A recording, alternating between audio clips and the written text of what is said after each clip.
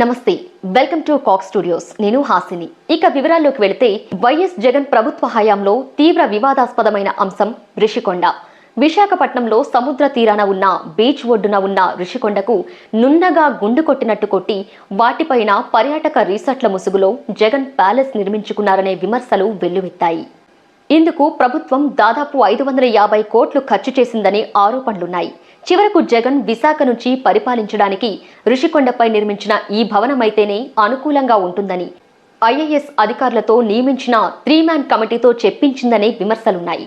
ఎన్నికల ఫలితాల్లో జగన్కు అనుకూలంగా ఫలితాలు వచ్చి వైసీపీ ప్రభుత్వం మళ్లీ ఏర్పడి ఉంటే ఈ పాటికి రిషికొండపై ఉన్న భవనంలో జగన్ కొలువుదీరేవారు. తన ప్రమాణ స్వీకారం విశాఖలోనే ఉంటుందని, జూన్ 9న ప్రమాణ స్వీకారం చేస్తానని ఎన్నికల ముందు జగన్ చెప్పిన సంగతి తెలిసిందే. అయితే తాను ఒకటి తలిస్తే దైవం ఒకటి తలిచినట్లు వైసీపీ ఎన్నికల్లో దారుణ ఓటమిని మూటగట్టుకుంది. దీంతో జగన్ ఆశలు ఆవిరైపోయాయి. కాగా వైసీపీ అధికారంలో ఉన్నప్పుడు రిషికొండ వైపు ఎవరినీ వెళ్లనీయలేదు. పర్యాటకులతో పాటు చివరకు జనసేనాని పవన్ కళ్యాణ్, టీడీపీ అధినేత, నాటి ప్రతిపక్ష నేత చంద్రబాబు తదితరులను సైతం అడ్డుకున్నారు.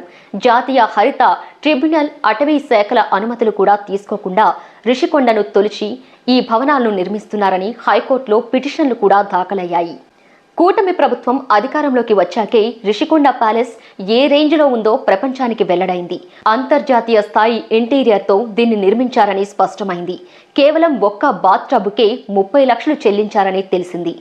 ఇంకా స్పాలు, విశాలమైన బెడ్రూమ్లు, ఇలా ప్రతి ఒక్కటి కళ్లు చెదిరే రేంజ్లో ఉన్నాయి. కాగా రిషికొండపై నాటి సీఎం జగన్ కుటుంబం కోసం నిర్మించిన ఆ భవనాలకు విద్యుత్ శాఖ అధికారులు తాజాగా నోటీసులు జారీ చేశారు.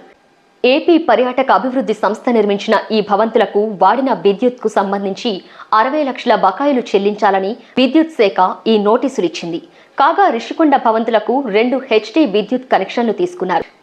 ఇందులో ఒకదానికి నెలకు సగటున 80,000, మరొకదానికి నెలకు సగటున 7 లక్షల బిల్లు వస్తుందని చెబుతున్నారు.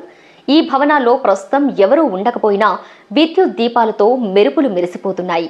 దీంతో రోజుకు 2000 యూనిట్ల విద్యుత్ కాలుతోందని చెబుతున్నారు.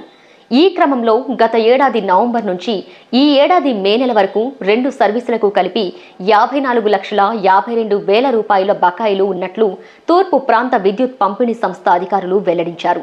ఇప్పటికే ఈ భవంతులకు నోటీసులు జారీ చేసి 15 రోజుల్లోగా చెల్లించాలని ఆదేశాలిచ్చారు. జూన్ నెల బిల్లు మరో 6 లక్షలు కలిపి మొత్తం 60 లక్షలు చెల్లించాలని కోరారు. తవ్వే కొద్దీ రుషికొండ భవంతుల్లో అవినీతి, అక్రమాలు బయటపడుతున్నాయని కూటమి నేతలు అంటున్నారు. దీనిపై పూర్తి స్థాయిలో విచారణ జరిపితే మరెన్నో గుట్టుమట్లు వెలుగు చూస్తాయని చెబుతున్నారు.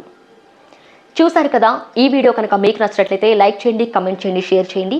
అలాగే మన ఛానల్ సబ్స్క్రైబ్ చేసుకోవడం మర్చిపోవద్దు. పక్కనే ఉన్న బెల్ ఐకాన్ని క్లిక్ చేయండి. Thank you.